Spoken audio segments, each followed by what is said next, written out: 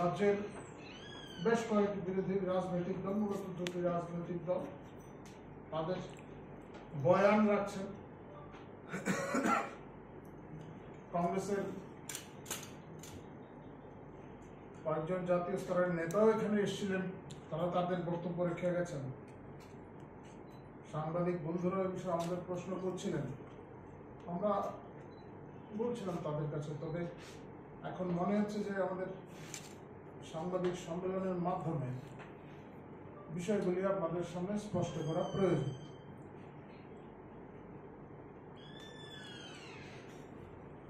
আপনারা যদি একটু ভালোভাবে খতিয়ে দেখেন, এদেশে মানে স্বাধীনোত্তর ভারতে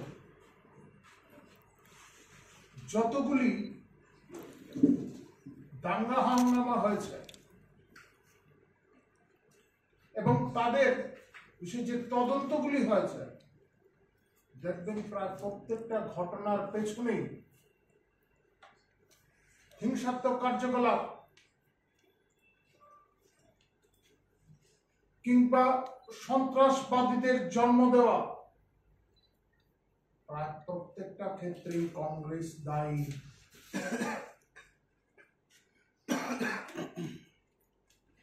আপনি সিংতাঙ্গাই বলুন বা কাশ্মীর সমস্যাই বলুন, আমরা সমাধান করছি, কাশ্মীরের সমস্যার সমাধান হচ্ছে।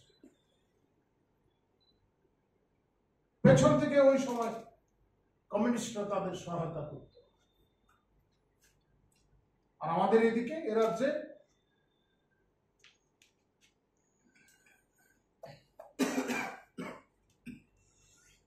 কমিউনিস্টরাই উগ্রবাদী মতাদর্শে, উগ্রবাদী চিন্তা চেতনা এগুলির অনুপ্রবেশ ঘটিয়েছে এই রাজ্যে। ইতিহাস তার সাক্ষী। ধ্বংসাত্মক কার্যকলাপ,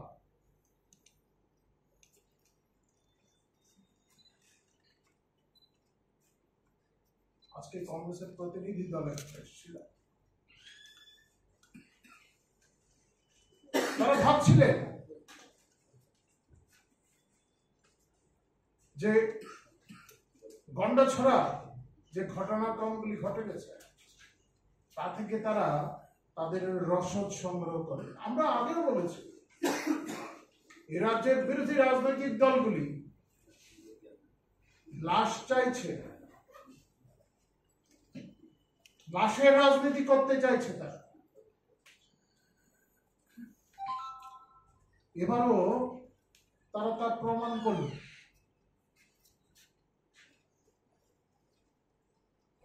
এ রাজ্যে অনেক হিংসাত্মক ঘটনা ঘটেছে, উগ্রবাদী কার্যকলাপ ছিল। এগুলির পেছনে কারা? এ রাজ্যে জাতি দাঙ্গার পেছনে কারা ছিল?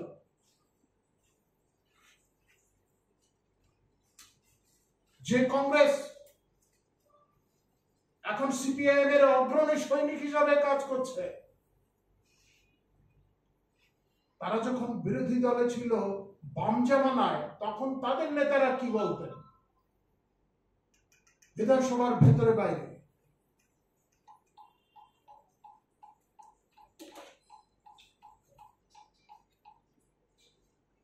পঞ্চায়েত নির্বাচন, এই রাজ্যের মানুষ পঞ্চায়েত নির্বাচন দেখেছে কি কি। ওই রাজ্য থেকে এসে এখানে বক্তব্য রেখে গেলেন, তারা যান না একবার পশ্চিমবাংলা ঘুরে আসুন, যে সমস্ত বিষয় প্রকাশ্যে হচ্ছে সে সম্পর্কে একটু বয়ান দিন। সে রাজ্যে গিয়ে বোঝা যাবে।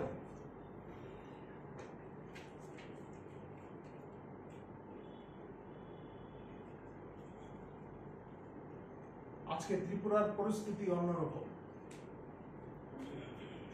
এতদিনে যে রাজনৈতিক সংস্কৃতি ছিল তা আমরা পাল্টে দিতে চাইছি, এটা ঠিক।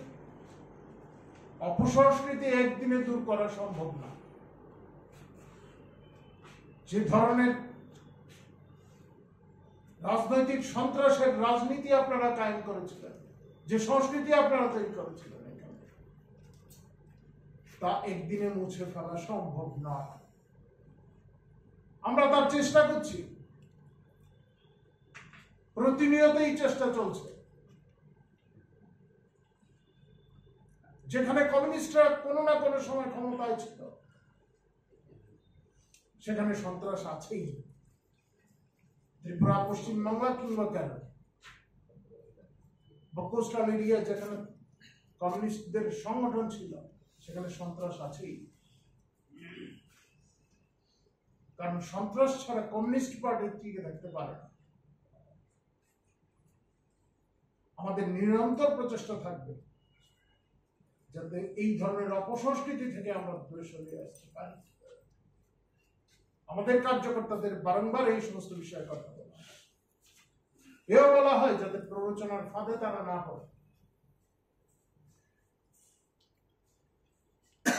এখন যেটা হচ্ছে সেটা হচ্ছে ত্রিপুরাকে, এই রাজ্যকে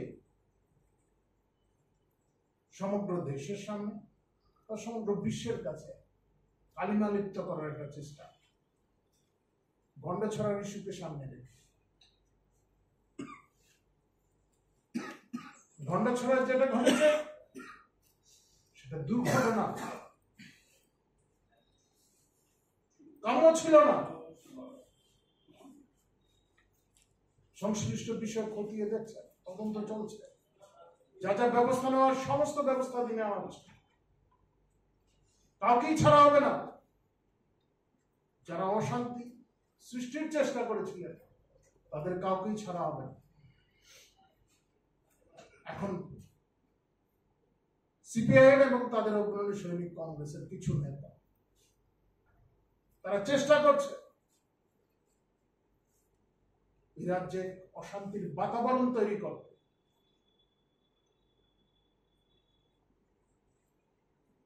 ভাতৃঘাতী দাঙ্গা লাগানোর যে যাদের অভিজ্ঞতা রয়েছে তারা এই কাজে সক্রিয়। এখন আমাদের সরকার সজাগ রয়েছে, আমাদের কার্যকর্তারাও সজাগ রয়েছে। কোথাও যাতে এই ধরনের পরিস্থিতি সৃষ্টি করতে না পারে কেউ, সেই জন্য সবাইকে সজাগ থাকতে বলা হয়েছে। অশান্তি সৃষ্টির যে কোনো চেষ্টা প্রতিরোধ করতে হবে, আমাদের তরফ থেকে বার্তা দেওয়া হচ্ছে এবং আমাদের কার্যকর্তারা সেই লক্ষ্যে কাজ করে চলেছে।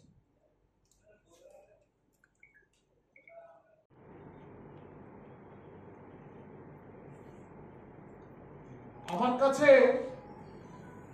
তৎকালীন সময়ে বিভিন্ন পত্র পত্রিকাগুলি রয়েছে।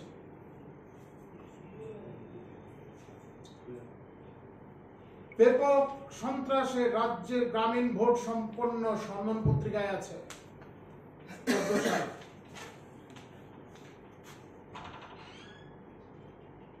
উৎসবের মেজাজে ছাপ্পা ভোট দৈনিক সংবাদে লেখা আছে। 14 সালের ঘটনা, জবাব দেবেন না এগুলি? বিজেপির মহিলা প্রার্থীকে ধর্ষণের হুমকি, চন্দ্রনগর পঞ্চায়েতে রাজনৈতিক অস্থিরতা, প্রমাণ। এগুলি প্রমাণ, একটা দৃষ্টান্ত দেখাতে পারবেন না এখন।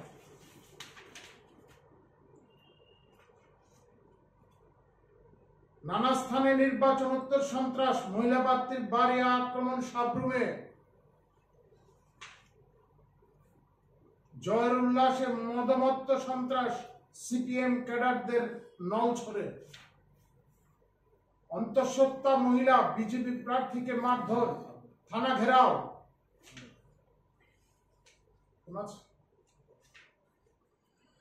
নির্বাচনে ক্যাডার সন্ত্রাসে রণক্ষেত্র সোনামুড়া মহকুমা, পঞ্চায়েত হাতছাড়া হলে জব কার্ড থাকবে না, জেলিম পঞ্চায়েতে শাসক দলের হুমকি,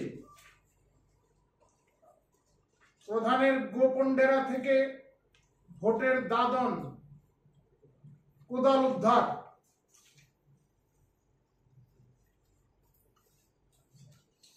ছাপ্পা ব্যালট বাক্স গ্রহণ করতে অস্বীকার করলেন এসডিএম। মুখ্যমন্ত্রীর নির্বাচনী কেন্দ্র, রাজ্য বিজেপি সভাপতি আক্রান্ত। এগুলি কি গণতন্ত্রের নমুনা ছিল নাকি?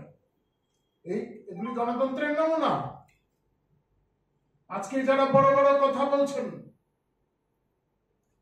সিপিআইএম এর নেতারা, তাদের প্ররোচনায় সে সময় সন্ত্রাসগুলি হতো।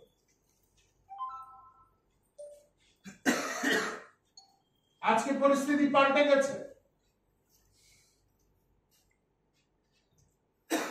যে সমস্ত জায়গায় কিছু ঘটনা ঘটেছে, আমাদের সরকার, স্বরাষ্ট্র দপ্তর পুলিশকে নির্দেশ দিয়েছে তদন্তক্রমে ব্যবস্থা গ্রহণের জন্য, এবং ইতিমধ্যেই কিছু কিছু ব্যবস্থা নেওয়া হয়েছে।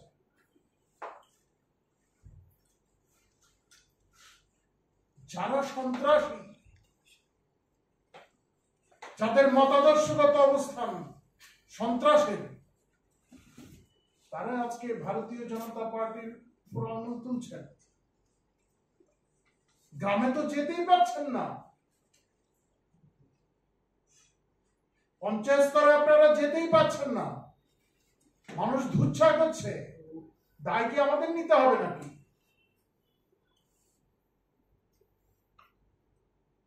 পরিণতি আরো ভয়াবহ। মানুষ আপনাদের থেকে দূরে সরে যাচ্ছে আপনাদের কৃতকর্মের জন্য। দায় আমাদের নিতে নেব কেন?